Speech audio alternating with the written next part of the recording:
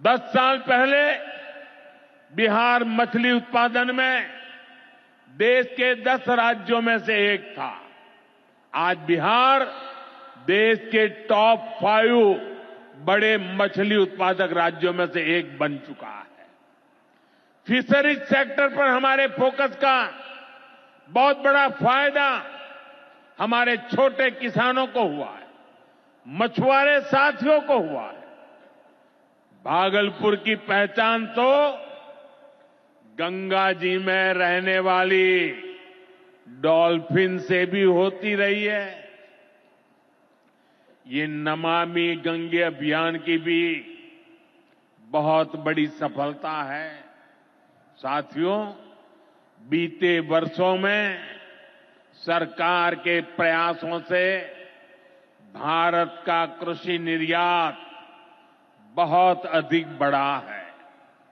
इससे किसानों को उनकी उपज की ज्यादा कीमत मिलने लगी है।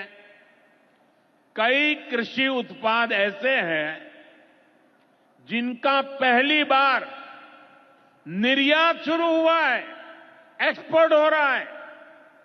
अब बारी बिहार के मखाना की है। मखाना आज देश के शहरों में सुबह के नाश्ते का प्रमुख अंग हो चुका है।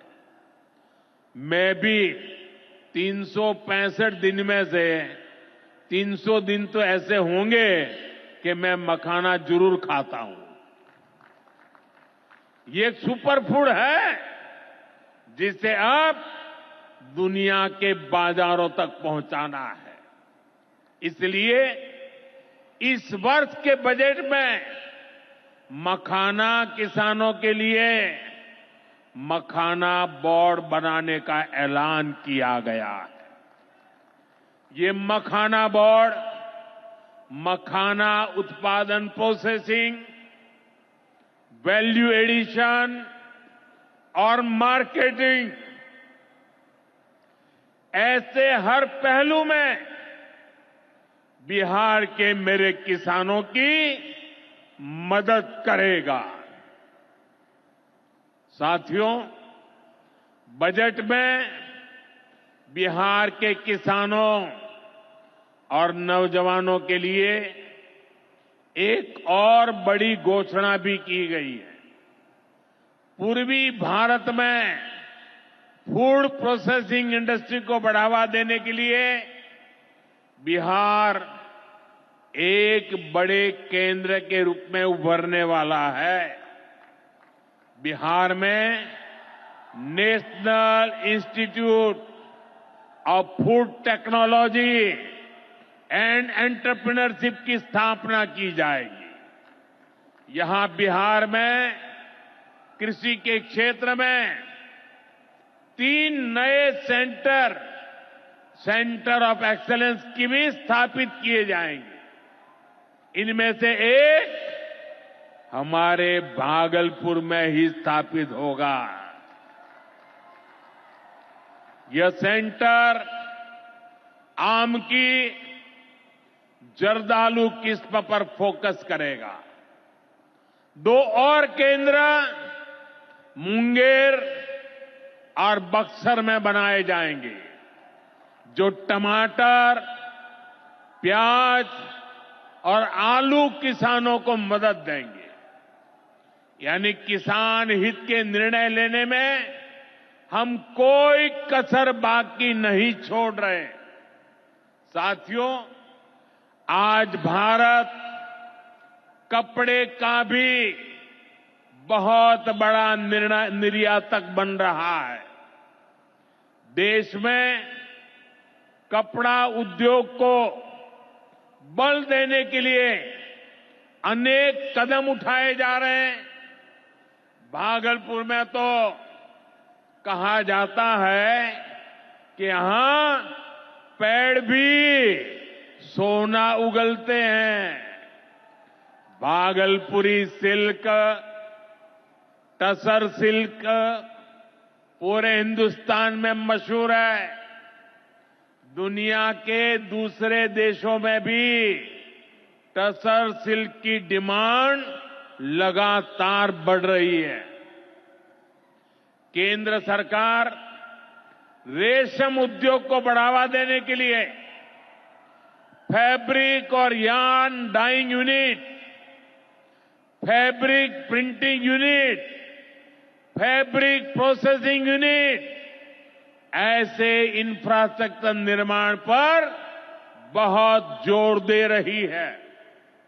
इससे भागलपुर के बुनकर साथियों को आधुनिक सुविधाएं मिलेगी और उनके उत्पाद दुनिया के कोने कोने में पहुंच पाएंगे। साथियों, बिहार की एक और बहुत बड़ी समस्या का समाधान एनडीए सरकार कर रही है। नदियों पर पर्याप्त पुल न होने के कारण बिहार को अनेक समस्याएं होती है। आपको आने जाने में दिक्कत ना हो, इसके लिए हम तेजी से काम कर रहे हैं।